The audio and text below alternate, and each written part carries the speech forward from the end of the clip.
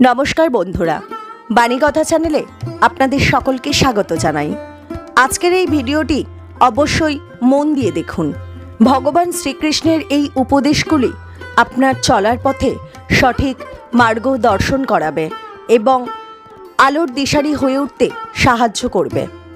ভগবান শ্রীকৃষ্ণের কথাগুলি অবশ্যই শুনুন, মনে শান্তি পাবেন, নিজেকে নতুন করে খুঁজে পাবেন। এই ভিডিওতে শ্রীকৃষ্ণের বলা শ্রীমদ্ ভগবদ্ গীতাকে সংক্ষিপ্ত আকারে বলা হয়েছে। শ্রীকৃষ্ণের বলা এই উপদেশগুলি এতটাই মূল্যবান যে কেউ যদি জীবনে সঠিকভাবে এই উপদেশগুলি পালন করে তাহলে তার জীবন বদলে যাবে এবং সে এক সুন্দর, সুখী ও শান্তিপূর্ণ জীবন কাটাতে পারবে। ভিডিওটি শুরু করার আগে যারা এই চ্যানেলে নতুন তারা অবশ্যই চ্যানেলটি সাবস্ক্রাইব করুন আর বেল বাটনে প্রেস করে রাখুন আরও এই রকম নতুন নতুন ভিডিও পেতে। ভিডিওটি দেখে ভালো লাগলে একটি লাইক করবেন এবং সবাইকে শেয়ার করবেন যাতে তারা এই ভিডিওটি দেখে উপকৃত হয়, এবং কমেন্ট বক্সে জয় শ্রীকৃষ্ণ লিখতে ভুলবেন না। তাহলে আসুন শুরু করি। রামায়ণের একটা অত্যন্ত শ্রেষ্ঠ কাহিনী আছে যেটা খুব অমূল্য শিক্ষাদান করে।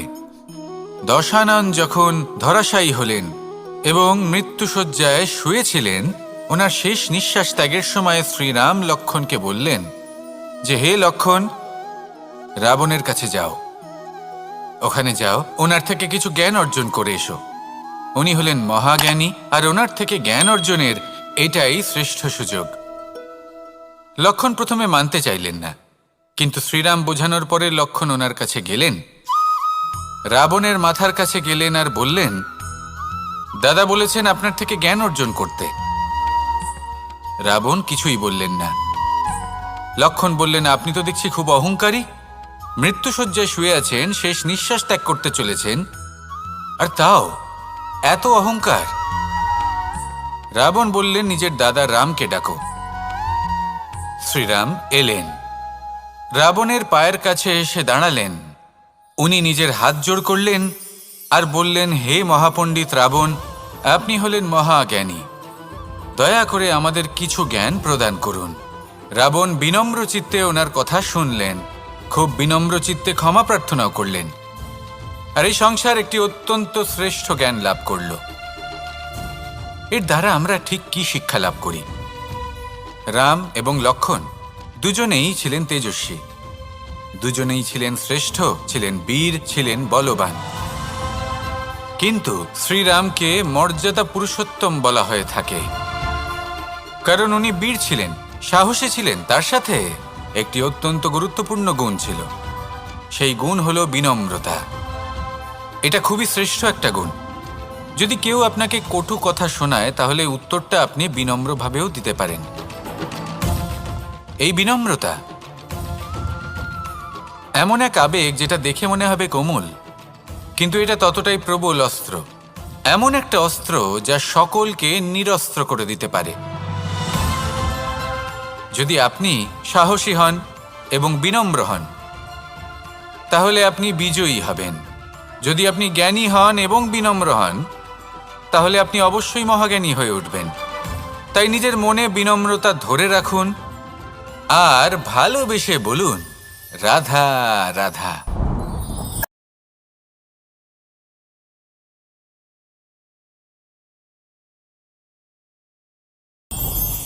কখনো আমরা কোনো হাটে যাই, কোনো বিশেষ বস্তু কেনার থাকে, ওখানে যাই, গিয়ে অন্য কারোর কথা শুনে অন্য কোনো বস্তু কিনে নিয়ে আসি, অদরকারি জিনিস কিনে ফেলি। তারপর ভাবি যে আমরা এরকম কেন করলাম, এটা আমরা ভুল করলাম, আমার এটা করা উচিত হয়নি, আদি ইত্যাদি। মানুষ যখন জীবনে এমনই সিদ্ধান্ত নিয়ে বসে, এমন নির্বাচন করে, তখন সেই সিদ্ধান্ত নিশ্চিত রূপে তার ভবিষ্যতের জন্য অত্যন্ত গুরুত্বপূর্ণ হয়।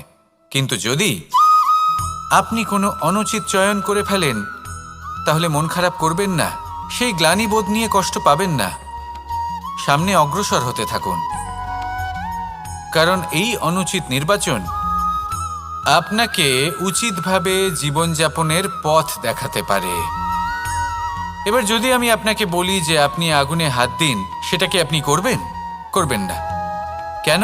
কারণ জীবনে কোনো না কোনো দিন আপনি একটা ভুল নির্বাচন করে আগুনে হাত দিয়েছিলেন। তারপরে আপনি শিক্ষা পেয়েছিলেন যে আমি জীবনে আর কোনোদিন আগুনে আর কিছুতেই হাত দেব না। এই জীবনও ঠিক সেরকমই। জীবনের সেই সব অধ্যায়, সেই সব সময় যা ব্যর্থ হয়েছে সেটা নিয়ে ভেবে সময় নষ্ট করবেন না। সেটা থেকে যে শিক্ষা পেয়েছেন সেটা মনে রাখুন, আর যে অধ্যায় বাকি রয়েছে, যে সময় বাকি রয়েছে, তাতে কিভাবে সফল হওয়া সম্ভব সেই বিষয়ে ভাবুন। আর আমার সাথে ভালোবেসে বলুন, রাধা রাধা। নিজের নিজের অভিজ্ঞতাগুলো দেখে, তার পরিণাম দেখে প্রত্যেক মানুষের মনে একটা ধারণা জন্ম নেয়। প্রজন্মের পর প্রজন্ম যখন অগ্রসর হতে থাকে, এই ধারণাগুলোই কারণ হয়ে ওঠে যা মানুষের জীবনে তার শুভর, অশুভর, লাভের, ক্ষতির এই সব কিছুর আধার হয়ে ওঠে। যেমন ধরুন আপনি কোথাও যাচ্ছেন আর পথে বেড়াল রাস্তা পার করে গেল, সেটা অশুভ বলা হয়। কেউ হাঁচলে কাজ থামিয়ে দেওয়া হয়। বলা হয় যখন আপনি কোনো শুভ কাজ করতে যাবেন তখন মিষ্টি খেয়ে যাবেন, কাজ সফল হবে। যদি কোনো ব্যক্তি অনুচিত কথা বলে দেন তার মানে অনুচিত কিছুই ঘটবে, আদি ইত্যাদি এরকম অনেক সংখ্যক ধারণা আছে। কিন্তু সবকিছু যদি এরকমই হতো তাহলে প্রত্যেক মানুষ নিজের কথা দ্বারা নিজের বা অন্য কারোর জীবন স্বর্গতুল্য করে তুলতো, নয়তো নরকে পরিণত করত। কিন্তু এরম কি আদৌ হয়? না। কারণ এই সব ধারণা, এই সব কিছু এর উৎস হলো মানুষের মন, তার মস্তিষ্ক। যখন আমরা কোনো বাক্য বা কোনো ধারণাকে একটু বেশি গুরুত্ব দিয়ে ফেলি, তার উপর একটু বেশি বিশ্বাস করে ফেলি, তখন যেটা হয়, তখন আমাদের এই ইচ্ছে শক্তি তার সঞ্চার হয় সেই বাক্যের মাধ্যমে, আর সেই জন্য সেই বাক্য আস্তে আস্তে ফলপ্রসূ হতে থাকে। এটা হলো মানুষের মনের শক্তি, তার মস্তিষ্কের শক্তি। এটা কখনো ভুলে যাবেন না। এটা প্রয়োগ করুন আর তার সদ্ব্যবহার করুন। একে প্রয়োগ করুন নিজের লক্ষ্যে পৌঁছানোর জন্য, শুভ কর্ম করার জন্য। আসুন আমার সাথে ভালোবেসে বলুন, রাধা রাধা। সবাই বলেন যে জীবনে কাদের সঙ্গ লাভ করছি সেটা খুব গুরুত্বপূর্ণ। এক ঝুড়ি ফলের মধ্যে যদি একটা পচা ফল আপনি রেখে দেন তাহলে আস্তে আস্তে সমস্ত ফল পচে যায়। সেই জন্য কথায় আছে যে কুসঙ্গ থেকে দূরে থাকো। কিন্তু কি করা যায়? এই সংসার খুবই ছোট। যেখানে আমরা কাজ করি, যেখানে আমরা থাকি, যে পথে আমরা আসা যাওয়া করে থাকি, যে পথে আমরা ভ্রমণ করি, সেখানে এমন অনেক সংখ্যক ব্যক্তি থাকেন যাকে দেখে আমরা মনে করি যে এদের থেকে দূরে থাকতে হবে। তখন আমরা কি করতে পারি? তাদের কি আমরা পরিত্যাগ করব? তাহলে এই সংসারে এমন অনেক মানুষ আছেন, তাহলে কি সংসারই পরিত্যাগ করব? না। সেই ফলের মতন হবেন না যারা একটি পচা ফলের উপস্থিতির জন্য নিজেরাও নষ্ট হয়ে যান। বরং হয়ে উঠুন চন্দন বৃক্ষের মতন, যেটা আসলে সাপেদের বাসস্থান, যেখানে অনেক সংখ্যক অত্যন্ত ভয়ানক বিষধর সাপ থাকে। তারপরেও এই চন্দন, সে কিন্তু নিজের শ্রেষ্ঠত্ব হারায় না। এর মূল্য কিন্তু সেই একই থাকে। মনে রাখবেন, এই সংসারে নিজের সঙ্গ বদলানোর পূর্বে নিজেকে বদলান। নিজেকে কিছুটা এমনভাবে গড়ে তুলুন যে কেউ আসুক না কেন সে যেন আপনাকে বিভ্রান্ত বা দূষিত না করতে পারে। আসুন আমার সাথে ভালোবেসে বলুন, রাধা রাধা। এই সংসারে প্রত্যেকটা জিনিসের নিজস্ব একটা বিশেষত্ব আছে, আর তার বিশেষত্বর জন্যই তাকে বিশেষ গুরুত্ব দেওয়া হয়। যদি কথা বলি অস্ত্রের, যেমন তরোয়াল। তরোয়াল নির্মাণ করা হয়েছে রক্ষার জন্য। কত তাড়াতাড়ি সে সামনে উপস্থিত শত্রুকে নিধন করতে পারে। এবার এই তরোয়ালের কোন গুণটা দেখা প্রয়োজন? সেটার ধার। সেই বস্তুটি নয় যার মধ্যে এই তরোয়াল রাখা হয়। সেইভাবেই যদি আমি কথা বলি বাণের, তাহলে এটা প্রয়োজনীয় নয় যে সেই বাণ কতটা তীক্ষ্ণ, কতটা বলশালী। এটা দেখা প্রয়োজন যে তার আকারটা কেমন। সে কি বাতাস ভেদ করে নিজের লক্ষ্যে পৌঁছতে পারবে? সেটা বেশি গুরুত্বপূর্ণ। সেই জায়গাটা নয় যেখানে সেই বাণ রাখা হয়। ঠিক সেইভাবেই যদি আপনি কোনো মানুষেরই মূল্য বুঝতে চান, তাকে পরখ করে দেখতে চান, তাহলে তার জাতি, তার ধর্ম, তার রূপ, তার আকার, সেগুলো দেখে তাকে পরখ করতে চেষ্টা করবেন না। তাকে পরখ এই সব কিছুর ভিত্তিতে করবেন না। তার স্বভাবটা দেখুন, তার গুণ দেখুন, তার প্রতিভা দেখুন, তার কর্ম দেখুন, কারণ এটাই সেই ব্যক্তির আসল পরিচয়। এটাই হলো তার অস্তিত্ব। যখনই আপনি কোনো নর্তককে শ্রেষ্ঠ নৃত্য প্রদর্শন করতে দেখেন, তখন আপনি কিন্তু এটা ভাবেন না যে সে কোথা থেকে এসেছে, সে কি খায়, ওর বন্ধু বান্ধব কারা। আপনি তার নৃত্য দেখেন, ওর শিল্প দেখেন, সেটারই প্রশংসা করেন, সেটাকেই সম্মান করেন। সেইভাবেই সংসারে সকলকে সম্মান করুন। আর এই সম্মানের আধার হওয়া উচিত তার গুণ, তার স্বভাব, তার কর্ম, তার রূপ আর তার বেশভূষা নয়। আসুন আমার সাথে ভালোবেসে বলুন, রাধা রাধা। এই সংসার বলে যে কৃষ্ণ হলো মহাযোগী।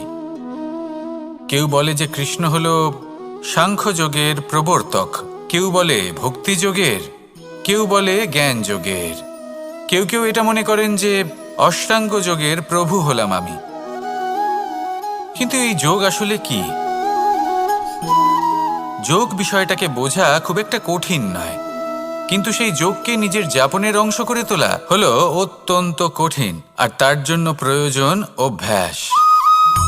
যোগ শব্দটার অর্থ হলো যুক্ত করা, আর এটা আমি ছোটবেলায় শিখেছিলাম। যখন আমার মাখন খেতে ইচ্ছে করত আর মা মাখনের সেই হাঁড়িটা ওপরে টাঙিয়ে রাখতেন, তখন আমরা ভাবতাম যে অত দূরে পৌঁছবো কি করে। তখন আমরা যোগের বিষয়ে জানতে পারলাম, আর তখন জানতে পারলাম যে সবথেকে গুরুত্বপূর্ণ যোগ আসলে কি? সহযোগিতা, সাহায্য। আমরা সব সখারা একসাথে জড়ো হতাম, একে অপরের পিঠের ওপর উঠে দাঁড়াতাম, আর তারপর আমরা ওই মাখনের হাঁড়ির কাছে পৌঁছতে পারতাম, আর তারপর আমরা সবাই মিলে সেই মাখন ভাগ করে খেতাম। সহযোগিতা, এটা অত্যন্ত গুরুত্বপূর্ণ। পাণ্ডবরাও মহাভারতে এটাই করেছিলেন। ওনাদের সাথেও কেউ ছিল না। একে অপরকে সাহায্য করে ওনারা অনেক বীরদের একত্রিত করেছিলেন। তারপর অবশেষে মহাভারতের এই মহাযুদ্ধে ওনারা জয়লাভ করেছিলেন। রামায়ণে রাম এবং লক্ষ্মণের সাথে কেউ ছিল না। সহযোগিতার মাধ্যমে ওনারা ভাল্লুক আর বানর সেনাকে একত্রিত করেছিলেন, আর এই সংসারের সব থেকে প্রবল রাক্ষস রাবণকে বধ করেছিলেন। মনে রাখবেন, একসাথে মিলে যদি আপনারা কর্ম করতে শেখেন, তাহলে এই সংসারে এমন কিছুই নেই যেটা আপনি অর্জন করতে পারবেন না। আসুন আমার সাথে ভালোবেসে বলুন, রাধা রাধা। সূর্য এই সংসারকে আলো প্রদান করে। সূর্যের মনে যদি নিজের তেজের জন্য অহংকার জন্ম নেয়, তখন তার অহংকার ভঙ্গ করে মেঘ। সূর্যের আলো পূর্ণরূপে ঢেকে দেয়। মেঘের মনে যদি নিজের গতি নিয়ে অহংবোধ জন্ম নেয়, তাহলে মেঘের অহংকার ভঙ্গ করে পর্বত। মেঘের গতি অবরুদ্ধ করে দেয়। এবার যদি পর্বত নিজের নিশ্চলতা নিয়ে অহংকার করে, তাহলে সেই অহংবোধ ভঙ্গ করে একটি মূষক। সেই বিশাল পর্বতে একটি ছিদ্র করে দেয়। এবার যদি মূষকের নিজের মনে অহংবোধ জন্ম নেয়, তাহলে জল তার অভিমান ভঙ্গ করে, সেই ছিদ্র দিয়ে প্রবেশ করে। আর যদি জলের মনে অহংবোধ জন্ম নেয়, তখন মানুষ বাঁধ নির্মাণ করে তার গতিপথ রুদ্ধ করে, জলের অহংকার ভঙ্গ করে। আর যদি মানুষের মনে অহংকার জন্ম নেয়, তখন সূর্য নিজের তাপ দ্বারা মানুষের অহংকার ভঙ্গ করে। এই সংসারে অহংকার প্রদর্শন করার কোনো প্রয়োজন নেই। আমাদের সবার মধ্যেই কিছু বিশেষ গুণ আছে, আর সবার মধ্যে কোনো না কোনো দোষও আছে। এই প্রকৃতি আমাদের কি শিক্ষা দেয়? কেউ একে অপরের সাথে লড়াই করে না, একে অপরের জন্য বাধা সৃষ্টি করে না, শুধু নিজের কর্ম করে। সূর্য নিজের প্রকাশ দ্বারা বনস্পতি এবং গাছপালাকে জন্ম দেয়। মেঘ বর্ষা সৃষ্টি করে লুপ্ত হয়ে যায়, আবার নির্মিত হয়। পর্বতের সেই নিশ্চলতা সেই বর্ষাকে একটা দিশা প্রদান করে, আর তারপরে তা ধারা হয়ে প্রবাহিত হয়ে যায়। এইসব কি? এইসব একটা সম্পর্ক, একটা চক্রের মতো। সবাই একসাথে নিজের কর্ম করে, তাই এই চক্র আবর্তিত হয়। এটা আমাদেরও করতে হবে, একসাথে মিলে কাজ করতে হবে। কারোর জন্য বাধা হয়ে উঠলে হবে না, কাউকে ছোট মনে করলে হবে না। এটাই করতে থাকুন, সবাই মিলেমিশে কর্ম করুন। প্রকৃতি আমাদের এই শিক্ষাই দেয়। আসুন আমার সাথে ভালোবেসে বলুন, রাধা রাধা। একটি সোনার মুদ্রা নিন, সেটা জলে ফেলে দিন, তারপর তুলে নিন, সেটা মাটিতে ফেলে দিন, আবার তুলে নিন, কাদায় ফেলে দিন, আবার তুলে নিয়ে হাতুড়ি দিয়ে তার উপর প্রহার করুন। তারপরেও সেই সোনার মুদ্রার মূল্য সেটাই থাকে যা আগে ছিল, তাই না? এটা হলো উদাহরণ সংসারের সেই প্রত্যেকটা জীবের জন্য, প্রত্যেকটা মানুষের জন্য। কখনো কখনো জীবনে সাফল্যের বদলে আমরা বিফলতা পাই। যতটা আশা করেছিলাম ততটা শ্রেষ্ঠ কর্ম করতে পারি না। কখনো বা আমরা ভুল করে ফেলি, কখনো আমরা অনুচিত কর্ম করে ফেলি, কখনো সংসার আমাদের বুঝতে পারে না। তার পরিণামস্বরূপ এই সংসার আমাদের নিন্দা করে, আমাদের উপেক্ষা করে, আমাদের বিষয়ে কটু কথা বলে, কখনো সামনাসামনি বা কখনো পেছনে। সংসার এমন একটা আচরণ করে যেন আমাদের সাথে কথা বলাটাই একটা বিশাল অপরাধ। এবার সেক্ষেত্রে কি করা উচিত? মনকে শান্ত করা উচিত। বেশিরভাগ ক্ষেত্রেই এমন সময় মানুষ এটা ভেবে বসে যে তার জীবনের কোনো মূল্যই নেই। তার মনে হয় যে সে এই সংসারে শুধু একটা বোঝার সমান। সে নিজেকে ঘৃণা করতে থাকে, ওর মনে হয় যে তার জীবন শূন্য। কিন্তু তা নয়।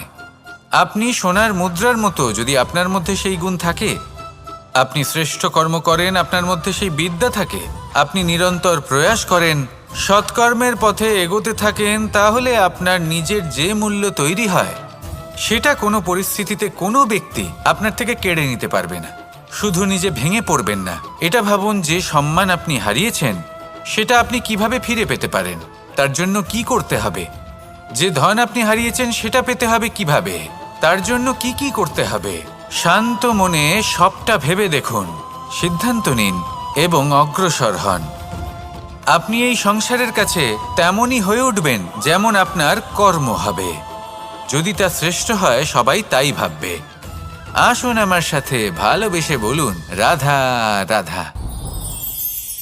মানুষ যখনই কোনো পর্বতারোহণ করতে শুরু করে তখন সে বারবার পড়ে যায়, বারবার উঠে দাঁড়ায়, সামনে এগোতে চেষ্টা করে। কিন্তু যদি সে দৃঢ় নিশ্চয় করে থাকে তাহলে সে অবশেষে সেই পর্বতের শিখরে পৌঁছেই যায়। চলার পথে যদি বড় কোনো পাথর চলে আসে বা পর্বতের কোনো বড় অংশ সামনে আসে তাহলে সে তার সাথে ধাক্কা খায় না, সে পথ বদলে নেয়। কিন্তু বাধা তাকে সবসময় পেতেই হয়, আর সেই বাধা সে পায় ছোট ছোট পাথরের দ্বারা। তাদের উপর পা পড়লে তার পা পিছলে যায় আর সে পড়ে যায়। এই ছোট ছোট পাথর হলো আমাদের জীবনের সেই ছোট ছোট সমস্যা, সেই ছোট ছোট ভুলগুলো যেগুলো আমরা অবজ্ঞা করতে থাকি। আমরা ভাবি এর দ্বারা কি বা ক্ষতি হবে, কিন্তু সেগুলোই অনেক সময় আমাদের অসফলতার কারণ হয়ে দাঁড়ায়। যত তাড়াতাড়ি সম্ভব এই ছোট ছোট পাথরগুলিকে জীবন থেকে তুলে ফেলে দিন। ভুল হওয়াটা স্বাভাবিক, কিন্তু তার মানে এই নয় যে বারবার সেই ভুলের পুনরাবৃত্তি ঘটবে। ভুলটা বুঝুন, সেটা স্বীকার করুন আর সেটা শুধরে নিন। যখন আপনি এটা করতে শিখবেন তখনই খুব তাড়াতাড়ি আপনি সেই শিখরে পৌঁছতে পারবেন। আর যখন পৌঁছে যাবেন তখন এই মন প্রসন্ন হয়ে বলবে, রাধা রাধা। আপনি কখনো পলাশ ফুল দেখেছেন? কি সুন্দর দেখতে, লাল রক্তবর্ণ, উজ্জ্বল, কিন্তু এতে কোনো সুগন্ধ নেই। সেই জন্য ওকে শুধু চোখ ভরে দেখতে ইচ্ছে করে। দেখবেন তাকে কিন্তু পুজোতে ব্যবহার করা হয় না, এই ফুল দিয়ে মালা বানানো হয় না। সেরকমই আমাদের জীবনে এমন অনেক ব্যক্তি রয়েছেন যাদেরকে সম্মান অর্জন করতে হয়। যদি আপনি কোনো উচ্চ বংশে জন্ম নিয়ে থাকেন এবং আপনার কাছে সবকিছু থাকে, ধন ঐশ্বর্য থাকে, সবকিছু আপনি আগে থেকেই পেয়ে গেছেন, তাও কিন্তু এই সংসার আপনাকে সম্মান দেবে না। ততক্ষণ পর্যন্ত দেবে না যতক্ষণ না আপনি নিজের অন্তরে গুণ জাগ্রত করছেন, শ্রেষ্ঠ কর্ম করছেন, নিজের অন্তরে ইতিবাচক মনোভাবের এই সুবাস জাগ্রত করছেন। যদি এসব কিছু করেন তাহলেই এই সংসার আপনাকে সম্মান দেবে। এবার এটা আপনার ওপরে নির্ভরশীল যে আপনি কি পলাশ ফুলের মতো হতে চান, নাকি অন্য কোনো ফুল হয়ে উঠতে চান যার সুবাস আছে, যে নিজের সুবাস এই সারা পৃথিবীতে ছড়িয়ে দেয়। আসুন আমার সাথে ভালোবেসে বলুন, রাধা রাধা। এই সংসারে একটা শব্দ আছে যার বিষয়ে মানুষ অত্যাধিক চিন্তা ভাবনা করে, আর সেই শব্দ হলো অস্তিত্ব, পরিচয়। প্রত্যেক ব্যক্তি এই সংসারে নিজের অস্তিত্ব করতে চায়, আর ছোট থেকে এটাই হয়। যখন আমরা শ্রেণীকক্ষে যাই, পড়তে যাই, তখন আমরা এটাই ভাবি যে আমরা নিজেদের অস্তিত্ব গড়ব, সুনাম অর্জন করব। সকল ব্যক্তি যাতে এটাই বলে যে এই হলো সর্বশ্রেষ্ঠ ছাত্র, আর এটাই আমাদের পরিচয়। কার্যক্ষেত্রেও আমরা ঠিক এটাই চেষ্টা করি, পরিশ্রম করতে থাকি এবং ভবিষ্যতে গিয়ে আমরা নিজেদের পরিচয় খুঁজে পাই। পরিচয়ের সাথে সাফল্য আসে, আর সাফল্যের সাথে আসে অস্তিত্ব। আর যখন এই দুটি সংযুক্ত হয়, তখন মানুষ অসফলতার কথা ভেবে ভয়ভীত হয়ে পড়ে, আর এটা ভাবতে থাকে যে যদি আমি অসফল হই তাহলে সেই পরিচিতির কি হবে, সেই নামের কি হবে, সেই সব কিছু যে আমি অর্জন করেছি তার কি হবে। সে ভয়ভীত হয়ে পড়ে, আর এই ভয়ের কারণে তার বিকাশ কোথাও না কোথাও অবরুদ্ধ হয়। সে শ্রেষ্ঠ কর্ম করা বন্ধ করে দেয় এবং শুধু এই সুরক্ষিত থাকতে চেষ্টা করে। আর অসফল হলে তাতে ভয় পাওয়ার কোনো প্রয়োজন নেই, কারণ যখন আপনি সফল হন তখন এই সাফল্য আপনার পরিচয় এই সংসারের সাথে করায়। কিন্তু যখন আপনি অসফল হয়ে থাকেন তখন এই অসফলতা এই সংসারের পরিচয় আপনার সাথে করায়, যা অত্যন্ত আবশ্যক। অসফলতা প্রত্যেকের জীবনেই আসবে, তার সম্মুখীন হন আর তার থেকে শিক্ষা লাভ করুন। কারণ যখনই আপনি অসফল হন তখনই আপনার জ্ঞান চক্ষু উন্মুক্ত হয়। আসুন আমার সাথে ভালোবেসে বলুন, রাধা রাধা। আমরা সকলে সামাজিক জীব। মানুষের সাথে দেখা সাক্ষাৎ করা এটা চিরকালই চলতে থাকে। আমরা কখনো কাউকে উপহার দিই, আবার কখনো কেউ আমাদের উপহার দেয়। কখনো কি এমন হয়েছে যে আপনি কাউকে একটা উপহার দিয়েছেন, কিছু সময় পরে বা কিছু মাস পরে সেই উপহারই ঘুরে ফিরে আপনার কাছেই এসেছে, অর্থাৎ সেই বস্তুটাই আপনার কাছে আবার ফিরে এলো? এরকম হয়। ছেলেবেলায় একদিন একজনের বিবাহ ছিল, তখন মা তাকে একটা উপহার দিতে চাইছিলেন, তাই তিনি একটা পোশাক বানালেন আর সেটাকে সুসজ্জিত করছিলেন। আমি দেখলাম আর জিজ্ঞেস করলাম যে মা, এই পোশাক এত সুসজ্জিত করার কি আছে? তখন মা বললেন যে কানাই, কখনো কাউকে এমনই উপহার দেবে, এমন প্রকারে দেবে যে সেটা যদি আবার ঘুরে ফিরে তোমার কাছে ফিরে আসে তাহলে যেন তোমার খারাপ না লাগে। এটাই কিন্তু হয় আমাদের ব্যবহারের সাথে, কর্মের সাথেও এবং আমাদের কথার সাথেও। তেমনই আচরণ করবেন যে আচরণ আপনি সহ্য করতে পারবেন। যদি মুখ থেকে কটু কথা বেরোতে থাকে তখন নিজেকে সংযত করে নিন।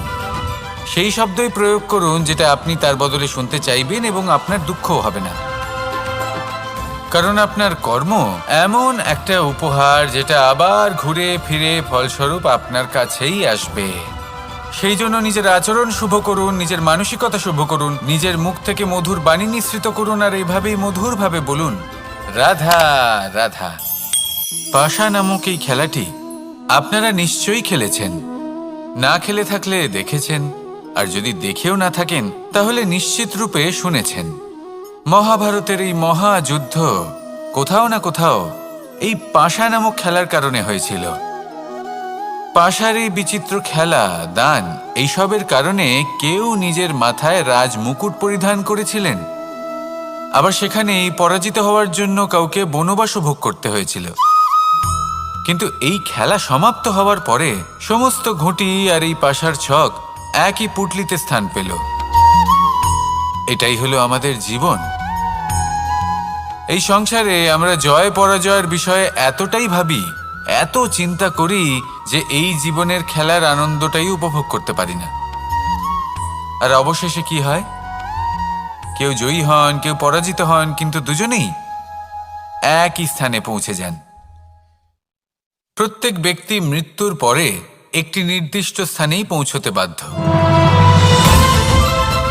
কিন্তু ততক্ষণ এই জীবন, এই খেলা, তার আনন্দ উপভোগ করুন। এই সংসারে সেই ব্যক্তি শ্রেষ্ঠ স্থানে পৌঁছতে পেরেছেন যিনি এই সংসারকে প্রকাশ প্রদান করেছেন, যিনি কখনো জয় পরাজয় এ বিষয়ে ভাবেননি, শুধু এই জীবনের খেলার আনন্দ উপভোগ করেছেন।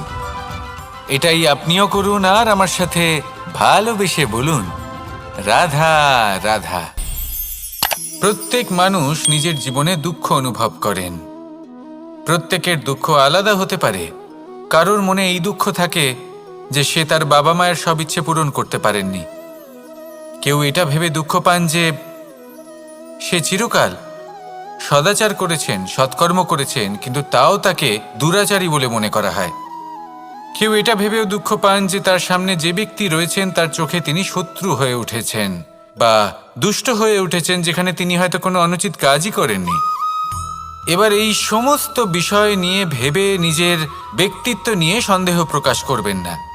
যদি নিজের ব্যক্তিত্ব নিয়ে কোনো সন্দেহ থেকে থাকে, তাহলে কর্ম সংক্রান্ত প্রশ্ন করুন যে আপনি যা করেছেন তাতে কি উচিত ছিল, কি অনুচিত ছিল।